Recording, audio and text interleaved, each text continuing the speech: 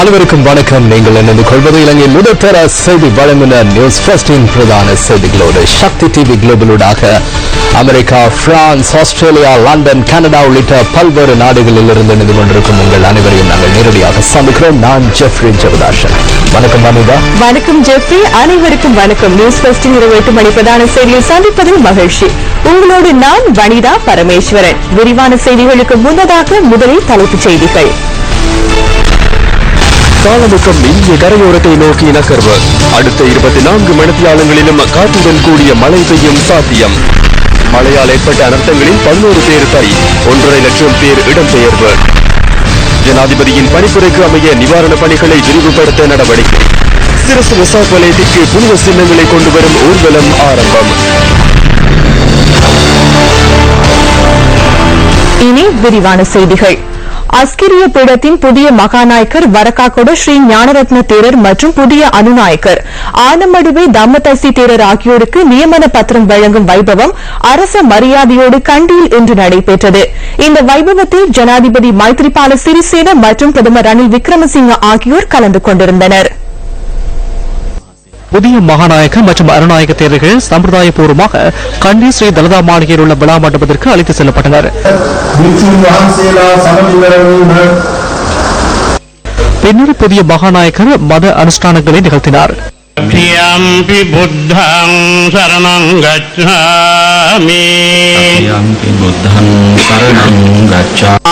சங்க சபாவேதி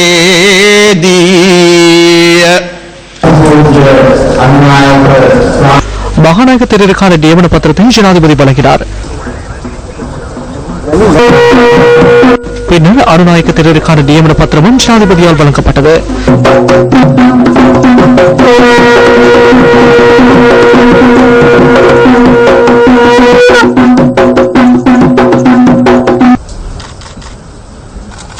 මේ උතුම් කටයුත්තට අපි රජයේ විදියට இந்த புண்ணிய கருமத்தில் அரசாங்கம் என்ற வகையிலும் நாட்டின் பிரஜைகள் என்ற வகையிலும் பௌத்த மக்கள் என்ற வகையிலும் கலந்து கொள்ள கிடைத்தமை எமது பாக்கியமாக கருதுகின்றோம். புதிய மகாநாயக்க மற்றும் அனுநாயக்க தேரர்களுக்கு அரசாங்கம் சார்பிலும் பௌத்த மக்கள் சார்பிலும் நீண்ட ஆயுள் ஆரோக்கியம் கிடைக்க வேண்டும் என பிரார்த்திக்கின்றோம். கௌரவத்துடன் தலை வணங்குகின்றோம். ගෞරවපූර්වක නමස්කාර කරනවා. பின்னர் புதிய அனுநாயக்க தேரர் மத அனுஷ்டானங்களை நிகழ்த்தினார். විශේෂයෙන් මහනුවර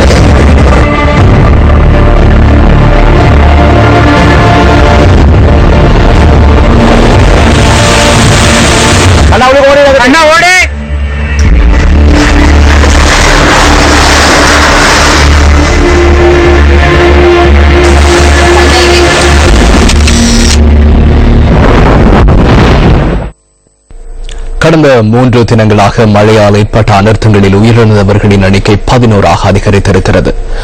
நிலவிலுள்ள சீரற்ற வானிலையின் காரணமாக வடக்கு, கிழக்கு, மலையகம் உள்ளிட்ட நாட்டில் பரவலாக மக்கள் பாதிப்புக்குள்ளாகி இருக்கிறார்கள். குறிப்பாக இந்த தாழ்நில பகுதிகளில் மழை வெள்ளம் ஏற்பட்டுள்ளதுடன் மலைப்பாங்கான பிரதேசங்களில் மண் சரிவுகளும் ஏற்பட்டுள்ளன. தொடர்ச்சியாக பெய்து வரும் கனமழை காரணமாக யாழ் மாவட்ட மீனவர்கள் அதிக சிரமங்களை எதிர்நோக்கி வருகின்றனர். கடலில் நிறுத்தி வைக்கப்பட்டிருந்த படகுகள் மற்றும் வலைகள் கடல் நீரில் அள்ளுண்டு சென்றுள்ளன. சீரற்ற வானிலையினால் மீனவர்கள் கடந்த 3 நாட்களாக தொழிலுக்கு செல்லாத நிலையில் பெரும் சிரமங்களை எதிர்நோக்கி வருவதாக அங்கிருக்கும் எமது பிராந்திய செய்தியாளர் தெரிவிக்கின்றார். இதேவேளை கரவை பகுதி நேற்று வீசிய மினி சூறாவளியினால் வீடுகள் முற்றாகவும் பகுதியளவிலும் சேதமடைந்துள்ளன. தொடரும் சீரற்ற வானிலை காரணமாக கனகாம்பிகை குளம் உடைப்பெடுக்கும் அபாயம் ஏற்பட்டுள்ளதாக எமது செய்தியாளர் தெரிவிக்கின்றார். இதேவேளை இரணைமடு குளத்திற்கு செல்லும் பிரதான வீதியின் பாலம் உடைந்துள்ள நிலையில் பிரதேச மக்கள் மாற்று வீதியை பயன்படுத்தி வருகின்றனர்.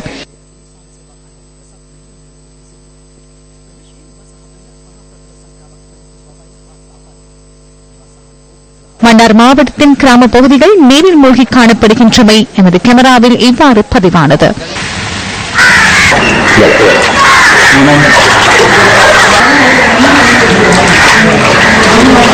தொடரும் மழையினால் முல்லைத்தீவு மாவட்ட மக்களின் இயல்பு வாழ்க்கை பாதிக்கப்பட்டுள்ளது.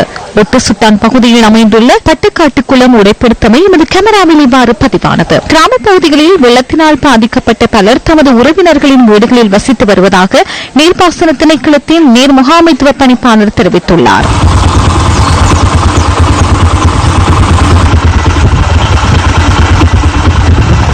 வவுனியா நடுப்பண்டு விருச்சான் பிரதான வீதி நீரில் மூழ்கியுள்ள நிலையில் தொடர்ந்தும் காணப்படுகின்றது. இதனால் குறித்த வீதியூடான போக்குவரத்தின் போது மக்கள் பல்வேறு இன்னல்களை எதிர்கொள்வதாக எமது செய்தியாளர் தெரிவிக்கின்றார்.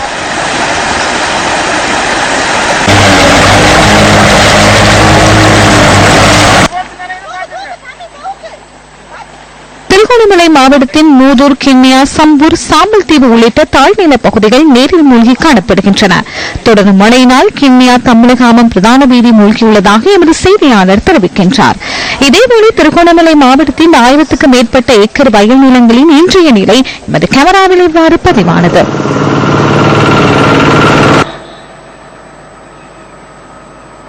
மட்டக்களப்பு மாவட்டத்தின் கல்லாறு, மண்டூர், பட்டிருப்பு, கல்லடி போன்ற மாவிகளின் நீர்மட்டம் உயர்வடைந்துள்ளது. போரைத்தீவு பற்று பிரதேச செயலக பிரிவின் வயல் நிலங்கள் நீரில் மூழ்கி காட்சியளிக்கின்றன.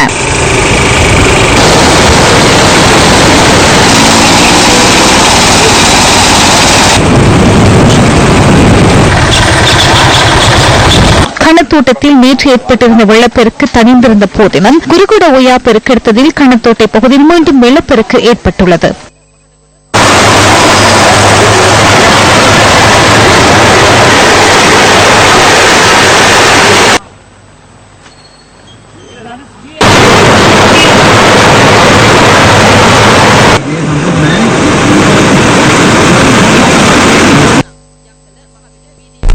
நாட்டின் பல்வேறு பகுதிகளில் தொடரும் சீரற்ற வானிலையால் வடமாகாணத்தில் பல்வேறு பகுதிகளிலும் மக்கள் முகாம்களில் தங்கி வருகின்றனர்.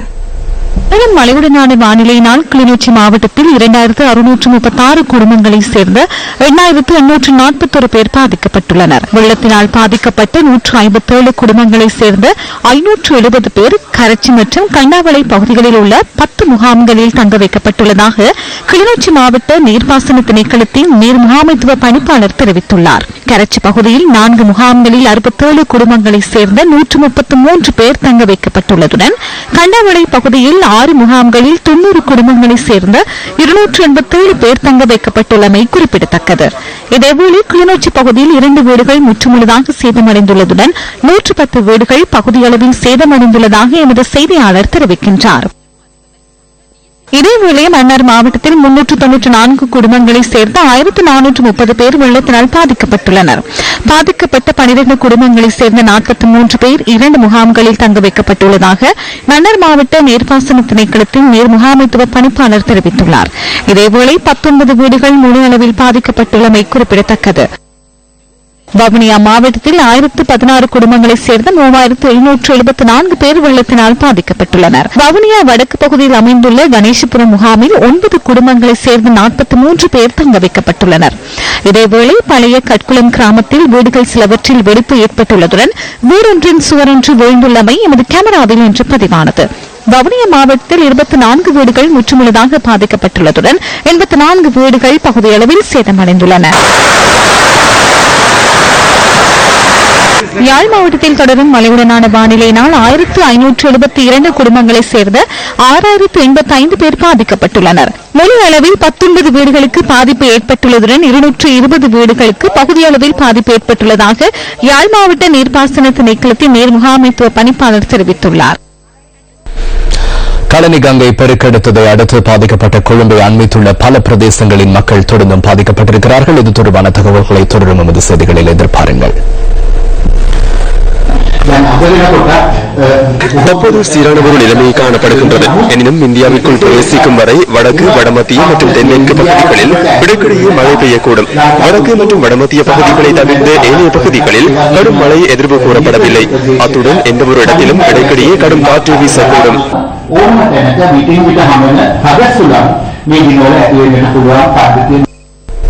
மேலும் பல பகுதிகளும் நீர்த்தேக்கங்களாக மாறியுள்ளதுடன் நூற்றுக்கணக்கான மக்கள் இருப்பிடங்கள் இன்றி அசௌகரியங்களை எதிர்நோக்கியுள்ளனர். அவ்வாறான பகுதிகளின் நிலை தொடர்பிலும் நாம் ஆராய்ந்தோம்.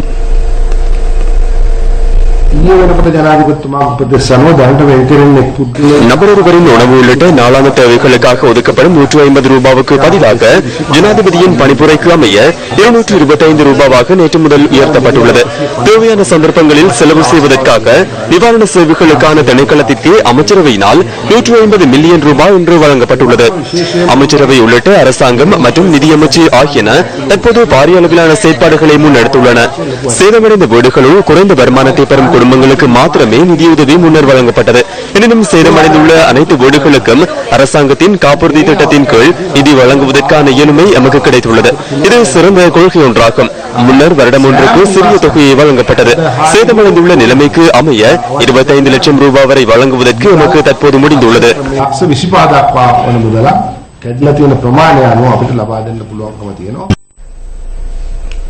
பாராளுமன்றத்தில் தெரிவிக்கப்பட்ட சில கருத்துக்கள் அடுத்து.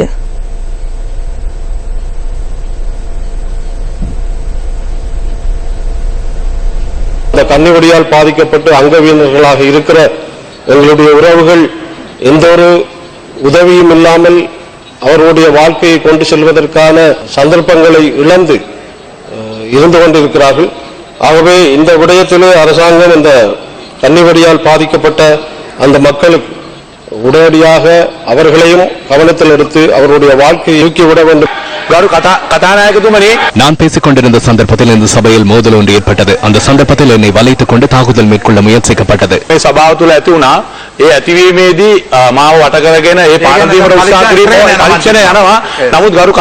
அது தொடர்பில் விசாரணை நடைபெறுகிறது. இருப்பினும் அதற்கு அடுத்தபடியாக நடைபெற்ற மோதல் தொடர்பான காணொலி ஊடகங்களுக்கு வெளியிடப்பட்டது. இருப்பினும் என்னோடு இடம்பெற்ற அந்த மோதல் தொடர்பான காணொலி கொடுக்கப்படவில்லை. எனவே அந்த காணொலி ஊடகங்களுக்கு வழங்கும் அதேவேளை எனக்கும் ஒரு பிரதியை தருமாறு கேட்டுக்கொள்கிறேன்.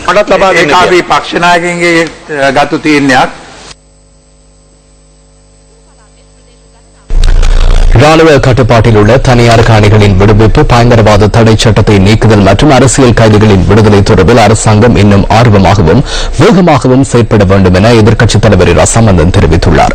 அமெரிக்காவின் முன்னாள் பிரதி ராஜாங்க செயலாளர் ரிச்சர்ட் ஆர்மிடேஜுடனான சந்திப்பின் போது இரா சம்பந்தன் இதனை கூறியுள்ளார். அமெரிக்காவின் முன்னாள் பிரதி ராஜாங்க செயலாளர் ரிச்சர்ட் ஆர்மிடேஜ் எதிர்க்கட்சித் தலைவரை இன்று சந்தித்தார். பாராளுமன்றத்தில் அமைந்துள்ள எதிர்க்கட்சித் தலைவர் அலுவலகத்தில் இந்த சந்திப்பு இடம்பெற்றது. ராணுவ கட்டுப்பாட்டில் உள்ள தனியார் காணிகளின் விடுவிப்பு, பயங்கரவாத தடை சட்டத்தை நீக்குதல் மற்றும் அரசியல் கைதிகளின் விடுதலை தொடர்பான விடயத்தில் உடனடி நிவாரணங்களை வழங்குவதிலிருந்து அரசாங்கம் விலகி நிற்க முடியாது என இரா சம்பந்தன் இதன்போது தெரிவித்துள்ளார். புதிய அரசியல் யாப்பில் தேசிய பிரச்சினைக்கு அனைவராலும் ஏற்றுக்கொள்ளக்கூடிய நிரந்தர தீர்வை எட்டுவது மிகவும் அவசியமானது எனவும் அவர் வலியுறுத்தியுள்ளார். இலங்கையின் தமிழ் மக்களுக்கு சமத்துவத்தோடு கூடிய உரிமை கிடைக்கும் என வாழும் கல்வி நிறுவனத்தின் ஸ்தாபகர் ஸ்ரீ ஸ்ரீ ரவிசங்கர் குருஜி நம்பிக்கை வெளியிட்டுள்ளார். கொழும்பில் இன்று நடைபெற்ற ஊடகவியலாளர் சந்திப்பில் எழுப்பப்பட்ட கேள்விக்கு பதிலளித்த போதே அவர் இதனை குறிப்பிட்டார். இலங்கை மக்கள் உலகம் முழுவதும் எல்லா இடத்துலயும் இருக்கிறாங்க. நான் எங்க போனாலும் அங்க தமிழ் பேசுற ஒரு இயக்கம் இருக்கிறதுன்னா அது ஸ்ரீலங்கா பவிலியன்ஸ் தான். கலாச்சாரமும் பண்பாடையும் ரொம்ப நல்லா காற்று அதை நல்லா காப்பாற்றி கொண்டு வந்திருக்கிறாங்க. இப்ப இருக்கிற பிரதமர் முதலில் எங்களுக்கு தெரியும், அப்பவும் அவங்களுக்கு அவர் மனசுல இருந்தது இலங்கை மக்களுக்காக தமிழர்களுக்காக ஒரு நல்ல இது உண்டாகணும், சமத்துவ உரிமை கொடுக்கணும் அப்படின்னு அவர் ரொம்ப முன்னே நம்மளோட பேசியிருக்கிறார். நான் நினைக்கிறேன் அந்த மாதிரி ஒரு சமத்துவமான உரிமை தமிழ் மக்களுக்கு கிடைக்கும். இப்ப ரோடெல்லாம் நல்லா எங்களுக்கு இன்ஃப்ராஸ்ட்ரக்சர் என்ன இருக்கு, நார்த் ஈஸ்ட் சவுத்துக்கெல்லாம் போறதுக்கெல்லாம் போய் வர்றதுக்கெல்லாம் ஒரு நல்ல ஒரு இது சூழ்நிலை உண்டாக்குன்னு நினைக்கிறேன் அப்படின்னு கேள்விப்பட்டேன். அறிவெல்லாம் மறந்து புது ஒரு மனப்பான்மை, ஒரு புத்தி, ஒரு உற்சாகத்தை உண்டாக்கணும்னு தான் என்னோட ஒரு நோக்கம். இதேவேளை அலரி மாளிகையில் இன்று பிற்பகல் நடைபெற்ற மகா சத் சங்கம் மற்றும் தியான பயிற்சிகளிலும் ஸ்ரீ ஸ்ரீ ரவிசங்கர் குருஜி கலந்து கொண்டிருந்தார். இதேவேளை ராமாயண இதிகாசத்துடன் தொடர்புடையதாக கூறப்படும் நுவரெலியா சீதியம்மன் ஆலய மகா கும்பாபிஷேகம் நடைபெறவுள்ளது. இந்த நிகழ்விலும் ஸ்ரீ ஸ்ரீ ரவிசங்கர் குருஜி கலந்து கொள்ள உள்ளமை குறிப்பிடத்தக்கது. பண்டார்நாயக்க சர்வதேச விமான நிலையத்தை வந்தடைந்த குருஜியை வெள்ளாங்வில விகாராதிபதி மற்றும் ஆரம்ப கைத்தொழில் அமைச்சர் தயாகமகி ஆகியோர் வரவேற்றனர். ஸ்ரீ ஸ்ரீ ரவிசங்கர் குருஜி 1956 ஆண்டு மே மாதம் 13ஆம் தேதி தமிழகத்தின் பாபநாசத்தில் ஜனனித்தார். ஆதி சங்கரர் பிறந்த நாளில் பிறந்துள்ளதால் இவருக்கு பெற்றோர் சங்கர் என்ற பெயரை சூட்டினர். குருஜியின் வாழும் கலை நிறுவனம் தியானம் மற்றும் குழு சார்ந்த பயிற்சிகளை உலகளாவிய ரீதியில் நடத்தி வருகின்றமை குறிப்பிடத்தக்கது. உடலையும் மனதையும் ஆரோக்கியமாகவும் அமைதியாகவும் வைத்துக் கொள்வதற்கு உதவும் இந்த பயிற்சிகள் தினமும் இன மத மொழி பேதங்களை கடந்த ஆயிரக்கணக்கானவர்களை ஈர்க்கின்றன என்றால் அது மிகையாகாது. யாழ் ஊடக அமையத்தில் நடைபெற்ற ஊடக சந்திப்பில் ஐக்கிய தேசிய கட்சியின் யாழ் மாவட்ட அமைப்பாளர் தியாகராசா துவாரகேஸ்வரன் கலந்து கொண்டிருந்தார். தமிழ் தேசிய கூட்டமைப்பினுடைய நாடாளுமன்ற உறுப்பினர் ஒரு சுங்கத் திணைக்களத்துக்கு சுமார் 24 லட்சம் ரூபாய் பெறுமதியான வரியை மோசடி செய்திருப்பதாக ஆங்கில நாளேடு கூட எழுதியிருக்கின்றது. சில சட்ட சிக்கலாக இருக்கிறபடியால் அதனுடைய பெயரை நான் குறிப்பிட இப்போதைக்கு விரும்பவில்லை. ஆனால் அவர் விடுதலை புலிகள் இருந்த காலத்திலும் வரி ஏய்ப்பு செய்வதில் மிக கை தேர்ந்தவர். அதுக்கு பல ஆதாரங்கள் இருக்கின்றது. உண்மை காலத்திலே குடாநாட்டிலே இருக்கின்ற அசாதாரண சூழ்நிலையில எமக்கட்டிய தகவலின்படி இவர் பாரிய ஒரு பின்னணி இருக்கின்றது. அதை விரிவான முறையிலே நாங்கள் எதிர்வரும் சில வாரங்களுக்கு பின்னர் ஆதாரபூர்வமாய் நிரூபிக்கிறதுக்கு இருக்கின்றோம். இந்த குடாநாட்டிலே இருக்கிற அசாதாரண சூழ்நிலையில ஒட்டுமொத்தமாக 9 பிரபல அரசியல், அதாவது அரசியல் கூடாக வந்தவர்கள் மக்கள் பிரதிநிதிகள் தான் இதுக்கு பின்னணியாகவும் இருக்கின்றார்கள். இந்த 9 பேரும் பகிரங்கமாக தங்களிடம் இந்த குற்றச் செயல்களில் ஈடுபடுகின்றவர்கள் யாராவது இல்லை என்று வாய் திறந்து சொன்னால் அன்றைக்கே இந்த பிரச்சனை முடியும். இந்த பிரச்சனையில பின்னணியில இந்த மக்களுடைய பிரதிநிதி அவ்வளவு பேரும் மௌனிகளாக இருக்கின்றார். வடக்கு மாகாணத்தில் உள்ள 6 பாராளுமன்ற உறுப்பினர், 4 வடமாகாண சபை உறுப்பினர்கள், அதிலே ஒரு அமைச்சர், அவர்களிடம்தான் இந்த முழு குற்றவாளிகளும் ஒளிந்திருக்கின்றார்கள். அவர்கள் தங்களுடைய குற்றத்தை வழிபெறாமத்தான் அப்பப்ப காலத்துக்கு காலம் முதலமைச்சர் சி வி விக்னேஸ்வரனுக்கு எதிராகவும் சில முரண்பாடுகளையும் தோற்றுவித்து சில பிரச்சனைகளையும் தோற்றுவித்து மக்களை திசை திருப்புகின்றார்கள். கடந்த 3 தினங்களாக மழையால் ஏற்பட்ட அனர்த்தங்களில் உயிரிழந்தவர்களின் எண்ணிக்கை 11ஆக அதிகரித்துள்ளது. மேலும் 6 பேர் காணாமல் போயுள்ளதாக இடர் முகாமைத்துவ மத்திய நிலையம் இன்று மாலை வெளியிட்ட அறிக்கையில் தெரிவித்துள்ளது. 63,170 குடும்பங்களைச் சேர்ந்த 2,26,308 பேர் இதுவரை மழையினால் பாதிக்கப்பட்டுள்ளனர்.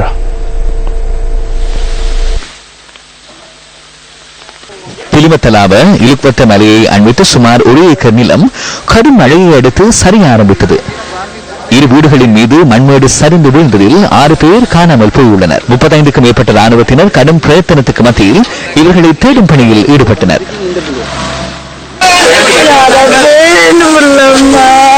இந்த வீடுகளில் இருந்த 2 பெண்களும் 4 ஆண்களும் மண்ணில் புதையுண்டதாக அயலவர்கள் தெரிவித்தனர்.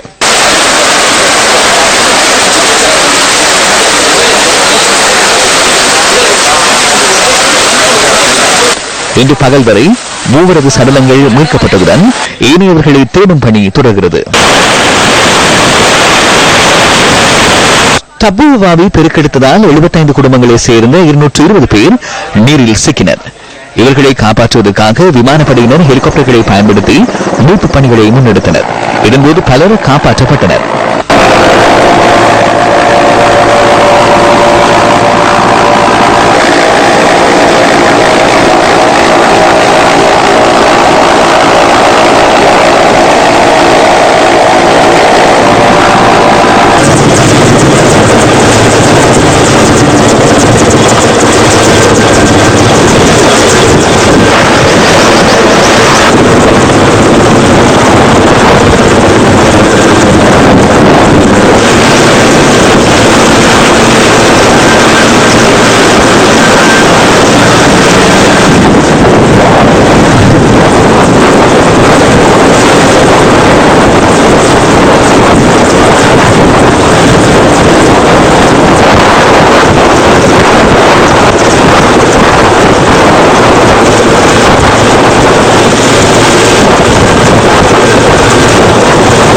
கடற்படையினர் பொதுமக்களுடன் இணைந்து சுமார் 2 கிலோமீட்டர் தூரத்திற்கு கயிற்றை இழுத்து படகு மூலம் மக்களை மீட்கும் முயற்சியில் ஈடுபட்டனர்.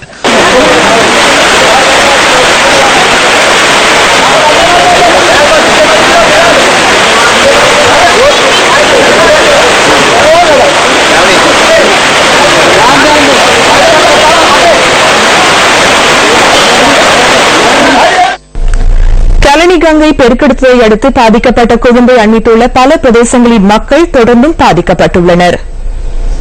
கழனிகங்கை மற்றும் அதனை அண்மித்த பகுதிகள் இன்று நீர் வலயம் ஒன்றை போன்றே காணப்பட்டது.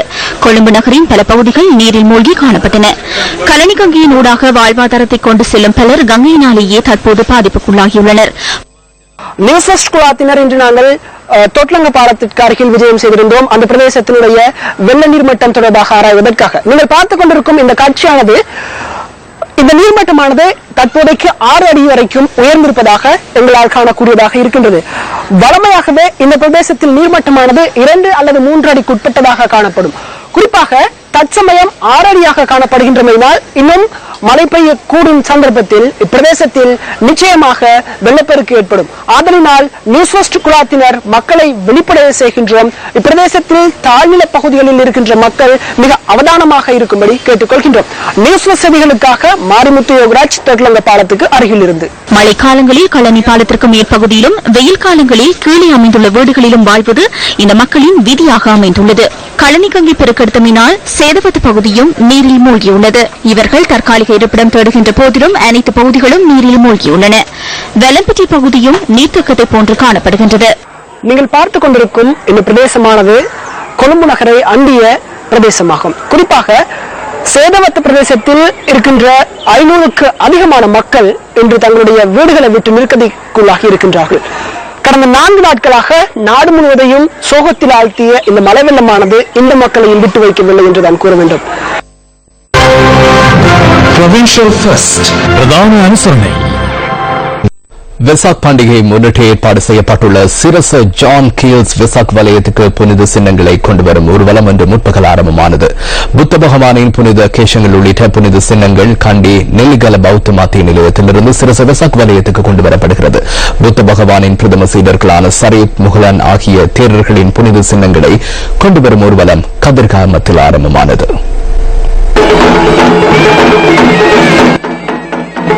புத்த பகவானின் பிரதம சீடர்களின் புனித சின்னங்களை கொண்டு வரும் ஊர்வலம் இன்று காலை கதிர்காமம் கிரிவிகாரையின் விகாராதிபதி தலைமையில் ஆரம்பமானது. இந்த நிகழ்வில் வரையறுக்கப்பட்ட கேபிட்டல் மகாராஜா நிறுவனம் மற்றும் ஜான் கீல்ஸ் குழுமத்தின் அதிகாரிகளும் கலந்து கொண்டிருந்தனர். இம்முறை வெசாக் வலயத்திற்கு கடற்படையினரும் ஒத்துழைப்பு வழங்குவதுடன் புனித சின்னங்களை கொண்டுவரும் ஊர்வலத்தில் தென் மாகாணத்திற்கு பொறுப்பான கட்டளை தளபதி ரியர் அட்மிரல் NAN சரசேன உள்ளிட்ட அதிகாரிகள் கலந்து கொண்டிருந்தனர்.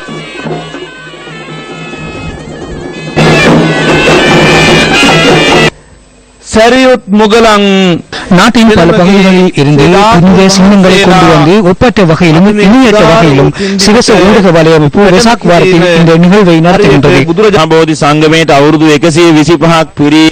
மகாபோதி சங்கத்தின் 125 ஆண்டு பூர்த்தியை முன்னிட்டு இம்முறை கிரிவிகாரையிலிருந்து இந்த ஊர்வலம் நடத்தப்படுகின்றது.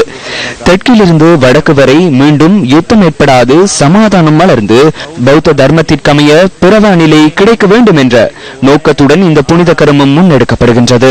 வலையமைப்பு வெசாக் வாரத்தில் இந்த நிகழ்வை நடத்துகின்றது. புனித சின்னங்களை வழிபடுவதற்கான சந்தர்ப்பத்தை நாட்டு மக்களுக்கு பெற்றுக் கொடுக்கும் நோக்கில் வெசாக் வலயம் நடத்தப்படுகின்றது. நாட்டில் சாந்தி சமாதானம் ஏற்பட வேண்டியும் உங்களது பிரார்த்தனைகள் நிறைவேறவும் புனித சின்னங்களை வழிபட வருமாறு இலங்கை வாழ் மக்களை அழைக்கின்றோம். இத்துடன்